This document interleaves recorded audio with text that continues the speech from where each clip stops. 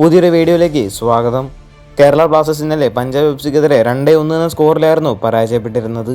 മത്സരത്തിന്റെ ഫസ്റ്റ് ഹാഫിൽ ഇരു ടീമുകൾക്കും കാര്യമായിട്ടൊന്നും തന്നെ ചെയ്യാൻ സാധിച്ചിരുന്നില്ല. മത്സരത്തിന്റെ സെക്കൻഡ് ഹാഫ് ആയപ്പോഴാണ് കേരള ബ്ലാസ്റ്റേഴ്സ് പിന്നെയും നല്ലപോലെ പ്രസ് ചെയ്തും അറ്റാക്ക് ചെയ്തും കളിക്കാൻ തുടങ്ങിയത്. മിഡ്ഫീൽഡ് കൂടുതൽ ശക്തമാകുമ്പോൾ ബ്ലാസ്റ്റേഴ്സിന്റെ ഡിഫൻസ് അല്പം വീക്കായ പോലെയാണ് തോന്നിയത്. ഫസ്റ്റ് ഹാഫിൽ ബ്ലാസ്റ്റേഴ്സിന്റെ മിഡ്ഫീൽഡ് വളരെ മോശം തന്നെയായിരുന്നു. സെക്കൻഡ് ഹാഫിൽ വിപിൻ വന്നതിന് ശേഷമാണ് ബ്ലാസ്റ്റേഴ്സിന്റെ മിഡ്ഫീൽഡ് കൂടുതൽ ശക്തമായത്. ഡിഫൻസിലെ ചില പിഴവുകൾ കാരണം കൊണ്ട് തന്നെയാണ് രണ്ടാമത്തെ ഗോൾ കേരള ബ്ലാസ്റ്റേഴ്സിന് വഴങ്ങേണ്ടി വന്നത്. ഈ ഒരു മത്സരം കൊണ്ട് ഒരിക്കലും ടീമിനെ വിലയിരുത്താൻ നമുക്ക് സാധിക്കില്ല. വരുന്ന മത്സരങ്ങളിൽ കേരള ബ്ലാസ്റ്റേഴ്സ് കൂടുതൽ ശക്തമായി തന്നെ തിരിച്ചു വരും. മത്സരശേഷം കേരള ബ്ലാസ്റ്റേഴ്സിന്റെ പരിശീലകനായിട്ടുള്ള മിഖായിൽ സ്റ്റെഹറെ ചില കാര്യമൊക്കെ പറഞ്ഞിരുന്നു. മത്സരത്തിന്റെ സെക്കൻഡ് ഹാഫിൽ ടീമിൽ ചില മാറ്റങ്ങളൊക്കെ ഞങ്ങൾ വരുത്തിയിരുന്നു.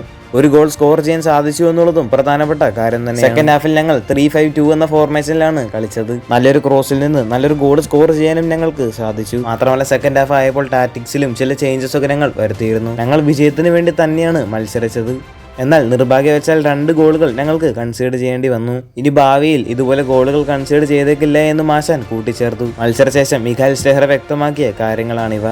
അടുത്തൊരു വാർത്ത കേരള ബ്ലാസ്റ്റേഴ്സിന്റെ ക്യാപ്റ്റനായിട്ടുള്ള അഡ്രിയൻ ലൂണയുമായി ബന്ധപ്പെട്ട ഒരു അപ്ഡേറ്റ് ആണ്. ഇന്നലത്തെ മത്സരത്തിൽ അഡ്രിയൻ ലൂണ കളിച്ചിട്ടുണ്ടായിരുന്നില്ല.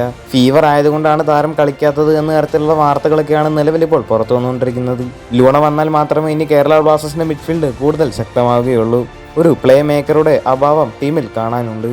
മറ്റൊരു കാര്യം, ഇന്ന് മാർക്കസ് മർഗലാവോ അഡ്രിയൻ ലൂണയുമായി ബന്ധപ്പെട്ട ഒരു കാര്യം പുറത്തുവിട്ടിരുന്നു. എഫ് സി ഗോവ അഡ്രിയൻ ലൂണയ്ക്കും അതുപോലെ തന്നെ മുൻ ബ്ലാസ്റ്റേഴ്സ് താരമായിട്ടുള്ള ഡയാസിനും ഓഫർ കൊടുത്തിട്ടുണ്ടായിരുന്നു. ഈ 2 താരങ്ങളെയും ടീമിലേക്ക് എത്തിക്കുക എന്നതായിരുന്നു എഫ് സി ഗോവയുടെ ലക്ഷ്യം. എഫ് സി ഗോവയുമായിട്ടുള്ള ഒരു ചർച്ചകൾക്ക് ശേഷം ലൂണ ബ്ലാസ്റ്റേഴ്സിൽ തുടരാൻ തന്നെയാണ് തീരുമാനിച്ചിരുന്നത്.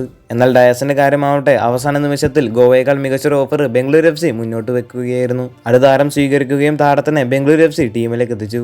ഈ ഒരു വീഡിയോയുമായി ബന്ധപ്പെട്ട നിങ്ങളുടെ അഭിപ്രായം താഴെ ഒന്ന് കമന്റ് ചെയ്യുക. കൂടുതൽ ഐഎസ്എല്ലുമായിട്ടും കേരള ബ്ലാസ്റ്റേഴ്സുമായിട്ട് ബന്ധപ്പെട്ട വാർത്തകളൊക്കെ അറിഞ്ഞായിട്ട് ചാനൽ സബ്സ്ക്രൈബ് ചെയ്യുക. അടുത്തുള്ള ബെല്ലൈക്കൺ ഓൾ ഓപ്ഷൻ ചെയ്യാൻ മറക്കരുത്. അടുത്തൊരു വീഡിയോ ആയിട്ട് നമുക്ക് വീണ്ടും കാണാം.